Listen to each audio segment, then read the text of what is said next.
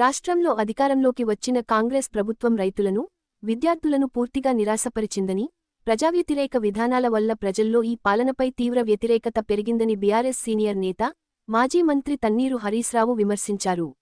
వచ్చే ఎన్నికల్లో BRS party 100 సీట్లకు పైగా గెలిచి మళ్లీ అధికారంలోకి రావడం ఖాయమని, ప్రస్తుతం రాష్ట్రవ్యాప్తంగా కాంగ్రెస్ పోవాలి, కేసీఆర్ రావాలి అనే నినాదం మార్మోగుతోందని ఆయన ధీమా వ్యక్తం చేశారు. ఆదివారం పెద్దపల్లి మున్సిపల్ పరిధిలోని రంగంపల్లిలో గల తిరుమల గార్డెన్లో బీఆర్ఎస్ పార్టీ నియోజకవర్గ ఇన్ఛార్జి, మాజీ ఎమ్మెల్యే దాసరి మనోహర్ రెడ్డి ఆధ్వర్యంలో పెద్దపల్లి నియోజకవర్గ స్థాయి కార్యకర్తల విస్తృత స్థాయి సమావేశం నిర్వహించారు. ఈ కార్యక్రమానికి మాజీ మంత్రి కొప్పుల ఈశ్వర్, మాజీ మంత్రి, కరీంనగర్ శాసనసభ్యులు గంగుల కమలాకర్, హుజురాబాద్ శాసనసభ్యులు పాడి కౌశిక్ రెడ్డిలతో కలిసి హరీశ్రావు ముఖ్య అతిథిగా హాజరై మాట్లాడుతూ కాంగ్రెస్ అధికారంలోకి వచ్చిన తర్వాత ఫీజు రీయింబర్స్మెంట్, రైతు బంధు, రైతు బీమా వంటి కీలక సంక్షేమ పథకాలు పూర్తిగా నిలిచిపోయాయని ఆరోపించారు. కేసీఆర్ హయాంలో రైతుల సంక్షేమం కోసం ప్రవేశపెట్టిన పథకాలన్నింటినీ ఈ ప్రభుత్వం అటకెక్కించిందని, ఫీజు రీయింబర్స్మెంట్ ఆపేసి 30 లక్షల మంది ఎస్సీ, ఎస్టీ, బీసీ విద్యార్థుల భవిష్యత్తును నాశనం చేశారని మండిపడ్డారు. కరోనా కష్టకాలంలోనూ కేసీఆర్ రైతుబంధు నిధులు ఆపకుండా 11 విడతల్లో 73,000 కోట్లు నేరుగా రైతుల ఖాతాల్లో జమ చేస్తే రేవంత్ బాగున్నారా అంటున్నా. ఏం బాధపడద్దు, భవిష్యత్తు మనదే. నిన్నయాల రేవంత్ రెడ్డి మాట్లాడుతున్నాడు. ఏమంటుండు? నేనే గెలుస్తా, 2034 దాకా ఉంటా. రేవంత్ రెడ్డి తల కిందికి పెట్టి కాళ్ళు మీదికి పెట్టినా 100 సీట్లతో బీఆర్ఎస్ వచ్చేది ఖాయం. ఇలా ప్రజలు ఆదిలాబాద్ నుంచి ఆలంపూర్ దాకా ఎవరిని కదిలించినా ఒక్కటే, కాంగ్రెస్ పోవాలి, కేసీఆర్ రావాలి. జనం క్లియర్. 2.5 ఏళ్ల రేవంత్ పాలన చూసిన తర్వాత ప్రజలకు ఒక క్లారిటీ వచ్చింది. బీఆర్ఎస్ఏ బాగుండే అంటున్నారు. ఎందుకు ఈ మాట వస్తున్నది? ఇచ్చిన ఒక్క హామీ అమలు కాలే. పైగా కేసీఆర్ గారు కొనసాగించిన ఫీజు రియంబర్స్మెంట్ పథకం ఆగిపోయింది. 30 లక్షల మంది ఎస్సీ, ఎస్టీ, బీసీ పిల్లల భవిష్యత్తును ఆగం చేసిండు రేవంత్ రెడ్డి. రైతు బంధు ఆగిపోయింది, రైతు బీమా ఆగిపోయింది, ఎరువుల సరఫరాలో ప్రభుత్వం ఫెయిల్ అయింది, మక్కలు వడ్లు కొనడంలో రైతులకు చుక్కలు చూపించిండు రేవంత్ రెడ్డి.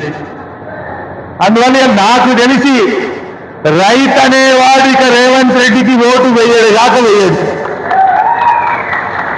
అసలు వడ్లు అమ్ముకోవాలంటే 45 రోజులు పట్టింది ఒక్కొక్క రైతుకు. కళ్ళాలలో పడిగాపులు కాసిండు, ఎండకెండిండ్రు, వానక తడిసిండ్రు.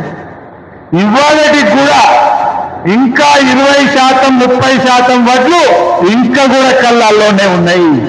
అంటే ఈ ప్రభుత్వం ఫెయిల్ అయిపోయింది. ఇవాళ ఎందుకు రైతు అనే వాళ్ళు ఎందుకు రేవంత్ రెడ్డి ఓటేయాలి అని నేను అడుగుతా ఉన్నా. మొట్టమొదటిది రైతు బంధు. ఎన్నికల్లో ఓట్ల కోసం కేసీఆర్ మాట ఇయ్యలే. ఓట్లు వేస్తే నేను రైతు బంధు ఇస్తాను కేసీఆర్ చెప్పలే. కానీ రైతుల మీద ప్రేమతో రైతు బంధు పథకాన్ని తెచ్చింది కేసీఆర్. మధ్యలో 2 ఏళ్లు కరోనా వచ్చింది. కరోనా వచ్చిన కేసీఆర్ గారు ఎమ్మెల్యేలకు, మంత్రులకు జీతాలు బంధు పెట్టిండు, కాంట్రాక్టర్ల బిల్లులు ఆపిండు. కానీ రైతన్నకు మాత్రం రైతు బంధు చూపిండు. 11 విడతల్లో 73,000 కోట్ల రూపాయల రైతు బంధు ఇచ్చిండు మన కేసీఆర్. మరి రేవంత్ రెడ్డికి ఏమైంది? ఒకసారేమో మొత్తానికి ఎగవేసిండు, ఒకసారి 3 ఎకరాలకు ఇచ్చిండు, ఈ తాప 2 ఎకరాలకే ఇచ్చిండు. అవునా కాదా? ఆ 2 ఎకరాలకు మొన్న కేసీఆర్ జగిత్యాల బయలుదేరితే 1 ఎకరం పడ్డది. ఒక్కసారి సిద్దిపేటకు వస్తే బిడ్డను రైతు బంధు చేయకుండా ఎట్ల కాలు పెట్టవురా అని నేనంటే 1 ఎకరం ఇచ్చింది. మొత్తానికి 2 ఎకరాలకు వచ్చింది. ఏం చెప్పింది ఆయన సిద్దిపేటలో? 45 రోజుల్లో మొత్తం పైసలు ఇస్తా అన్నాడు. 70 రోజులైంది పడ్డ రైతు బంధు. ఇప్పుడు ఈ యాసంగి పంటకు రైతు బంధుకి ఎగనామం పెట్టింది. రుణమాఫీ నేను ఎంబడబడ్డ ఏమైనా మొదటి సంతకం పెడతా అన్నావు, ఇంకెప్పుడు ఇస్తావు రుణమాఫీ అని రోజు ఎంబడబడ్డా నేను. ఈ ఎంబడబడనే పార్లమెంట్ ఎన్నికలల్లో ఏ ఊరికి పోతే ఆ దేవుని మీద ఒట్టు పెట్టింది. మన కరీంనగర్కి వచ్చిండు వెమ్లాడ రాజన్న మీద ఒట్టు పెట్టిండు, మెదక్కి వచ్చిండు ఏడుపాయల అమ్మవారి మీద ఒట్టు పెట్టిండు, నల్లగొండకు పోయిండు యాదాద్రి లక్ష్మీనరసింహస్వామి మీద ఒట్టు పెట్టిండు, ఖమ్మం పోయిండు భద్రాచలం రాముల వారి మీద ఒట్టు పెట్టిండు. పోయిన కాడల్లా ఒట్లు పెట్టిండు 15 ఆగస్టు కల్లా రుణమాఫీ చేస్తా అన్నాడు. 2 లక్షల మీదున్న వాళ్ళు కట్టుకోండి, మిగతా పైసలు నేను మాఫీ చేస్తా అన్నాడు. అయినాయా? 2 లక్షల లోపున్నోళ్ళే కాలే, 2 లక్షల మీదున్నోళ్ళే కాలే. రుణమాఫీ ఏమైందయ్యా అంటే అసెంబ్లీలో గవర్నర్ చేత 35,000 కోట్ల రుణమాఫీ చేస్తామని అసెంబ్లీలో చెప్పిండు. బడ్జెట్ స్పీచ్లో చెప్పిండు. ఇచ్చింది ఎంత అంటే 20,000.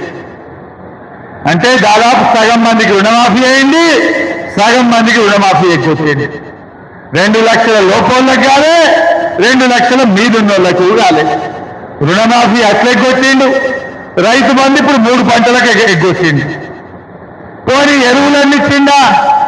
కేసీఆర్ గారు ఉండగా మండలానికి ఒక గోడౌన్ కట్టిండు. కట్టలే మీ దగ్గర?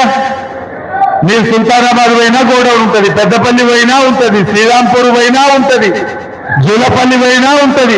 లేదా మండలానికి ప్రతి మండలానికి ఆనాడు కేసీఆర్ గారు గోడౌన్ పెట్టి ఎరువులు స్టాక్ పెట్టి 10 ఏళ్ళల్లా ఎరువులకు ఇబ్బంది లేకుండా చూసింది కేసీఆర్.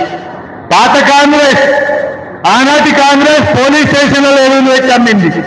కానీ కేసీఆర్ గారు వచ్చినాక ఆటో ఆయన చెప్పి 4 బస్తాలు వేసుకురా అంటే ఆటో డ్రైవర్ ఇంటికాడ తెచ్చి వేసిపోయింది. కానీ ఇలా మళ్ళా కాంగ్రెస్ వచ్చింది, నాటి రోజులు వచ్చినాయా లేవా? ఎరువు బస్తాలకు లైన్లు, లాఠీ ఛార్జీలు, ఇలా గోచబెట్టే కార్యక్రమం స్టార్ట్ అయింది. ఎరువులు ఇచ్చే శాతగాలే. రైతు బీమా కార్యకర్తలు మంచిగా వినాలి. రైతు బీమాకు రామ్ అయింది. ఆనాడు కేసీఆర్ చెప్పింది ఎలక్షన్ల ముంగట, దళిత బంధుకు జై భీమ్ అంటారు, రైతు బీమాకు రామ్ అంటారు, జాగ్రత్త అన్నాడు కేసీఆర్. ఇవాళ అదే నిజమైందా? ఇప్పుడు 4 నెలల రాష్ట్రంలో రైతు బీమాకు ప్రభుత్వం ఎల్ఐసికి ప్రీమియం కట్టలేదు. 4 నెలల నుంచి రైతు బీమా అయిపోయింది. తెలంగాణలో రైతు బీమా బంద్ అయిపోయింది 4 నెలల నుంచి. రాష్ట్రంలో 3,000 మంది రైతులు చనిపోయి ఇవాళ రైతు బీమా రాకుండా ఆగమైపోయిన పరిస్థితి ఉంది. నాడు కేసీఆర్ ఉంటే రైతు చనిపోయినాక ఇంట్లో నుంచి కాలు బయట పెట్టక ముందే వారం రోజుల్లో 5 లక్షల రూపాయలు వాళ్ళ కుటుంబం యొక్క అకౌంట్లో జమ చేసింది. రేవంత్ వచ్చిండు, రైతు బీమాను బంద్ పెట్టింది. 4 నెలల నుంచి ఇలా రైతు బీమా రాలేదు. ఏం చేసేది? పోనీ వడ్లన్న కొనడా? వడ్లు అమ్ముకోవాలంటే సుక్కలు చూసిండు రైతులు. ఇన్ని రోజులు ఎప్పుడన్నా అయిందా? మక్కలు అమ్ముకోవాలంటే సంచులు కొనుకొచ్చుకున్నారు రైతులే. చాలా చోట్ల సంచులు దొరకకపోతే రైతులే సంచులు కొనుకొచ్చుకొని మక్కలు దోచిన పరిస్థితి ఏర్పడ్డది. ఇవాళ నుంచి మక్కలు కొనడు బంద్ పెట్టిండు. ఇప్పుడే ఈశ్వరన్న చెప్తుండు, ధర్మపురిలో, వెమ్లాడలో, మెట్పల్లిలో, కొరుట్లలో చాలా చోట్ల మక్కలు అట్లనే ఉన్నాయి, మక్కలు కొనుడు బంద్ పెట్టిండు అంటున్నారు. ఏంది నువ్వు చేసింది? పోనీ కరెంట్ అన్న ఉంపట్లేకున్నదా? 24 గంటల పోయి 13 గంటలకు 14 గంటలకు వచ్చింది ఇప్పుడు. అంటే ఇలా రైతును అన్ని రకాలుగా ఆగం చేసిండు. ఎరువుల్లో ఇబ్బంది, రైతు బంధు 3 పంటలకు ఎగ్గొచ్చిండు, రుణం మాఫీ సగం మందికి ఎగ్గొచ్చిండు, రైతు బీమా బందే పెట్టేసిండు, వడ్లు కొనమంటే చుక్కలు చూపిండు. ఇంకా రైతు ఓటేస్తాడా? ఇంకా ఇది జాగ్రత్త. ఇప్పుడు రైతు డిస్కామ్ దేపోతా ఉన్నాడు. రైతు డిస్కామ్ బాగా వినాలి రైతులు. ఏంటిది రైతు డిస్కామ్? ఇప్పుడు ఇప్పటిదాకా మనకు ఎన్పీడీసీఎల్, పెద్దపల్లి దేని కింద ఉంటుంది? ఎన్పీడీసీఎల్ కింద మనం ఉంటాం. మనం బాయికాడు ఇల్లు కట్టుకుంటే ఇంటికి కనెక్షన్ కావాలన్నా ఎన్పీడీసీఎల్ ఇచ్చిండు, బాయికి కావాలన్నా ఎన్పీడీసీఎల్ ఇచ్చిండు. రేవంత్ రెడ్డి ఏమంటుండు? ఫ్రీ కరెంట్ వాళ్ళు రైతులు కావచ్చు, మన లిఫ్ట్ ఇరిగేషన్ స్కీములు కావచ్చు, గవర్నమెంట్ ఆఫీసులు, దవాఖాన్లు, ఇవన్నీ దానికి ఒక రైతు డిస్కామ్ అని పెట్టుకున్నాడు. అంటే ఈ రైతు డిస్కామ్కు రేపు పైసలు కట్టేవాళ్ళు ఉండరు. మరి పైసలు కట్టేవాళ్ళు లేకపోతే కరెంట్ ఎడగొనాలి, కరెంట్ ఎట్లా వస్తుంది? ఇప్పుడు ఏమంటుంది రైతు డిస్కామ్కు? జీవో నంబర్ 8 అని ఒక జీవో ఇచ్చింది రేవంత్ రెడ్డి. బాగా వినండి, ఇది అమల్లోకి వస్తే అసలు కాంగ్రెస్ రేపు ఊళ్ళకు రాడిగా. ఇప్పుడు మొన్ననే ఈఆర్సీ ముందు వాదనలు అయిపోయినాయి, ఈఆర్సీ ఉత్తర్వుల కోసం వెయిట్ చేస్తా ఉన్నారు. ఆ జీవో నంబర్ 8 ఏమంటదంటే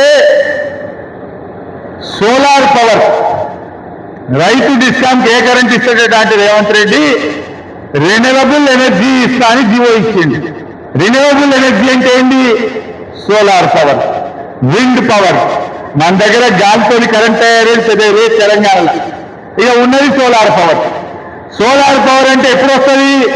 పొద్దుగాల ఎండగొట్టినాక శురు అవుతుంది, సాయంత్రం ఎండ బంద్ కాగానే బంద్ అవుతుంది. అంటే పొద్దుగాల 7-8 గంటలకు బాయికాడ మోటార్ వెళ్తుంది, వస్తుంది కరెంటు, సాయంత్రం 5 కాగానే బాయికాడ కరెంటు వస్తుంది. అంటే రేపు రైతు డిస్కామ్ అమల్లోకి రాగానే బాయికాడ మీ వ్యవసాయానికి వచ్చే కరెంటు కేవలం 7-8 గంటలు మాత్రమే ఉండబోతా ఉంది. 7-8 గంటలే ఉంటుంది బాయికాడ. అంటే రేవంత్ రెడ్డి నాడు కేసీఆర్ ఇచ్చిన 24 గంటల ఉచిత కరెంటుకు ఈ రైతు డిస్కామ్తో ఉరివేయబోతా ఉన్నాడు. రేపు రైతులకు కరెంటు రాదు, రేపు 7-8 గంటల కరెంటే వస్తుంది. అరే రేవంత్ రెడ్డి, నువ్వు రైతు బిడ్డ అంటావు, రైతులు ఏం పాపం చేసిండ్రు?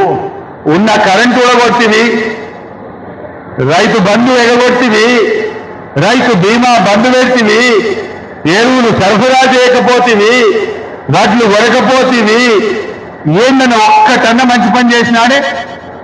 రైతు సోదరులు ఆలోచించాలి.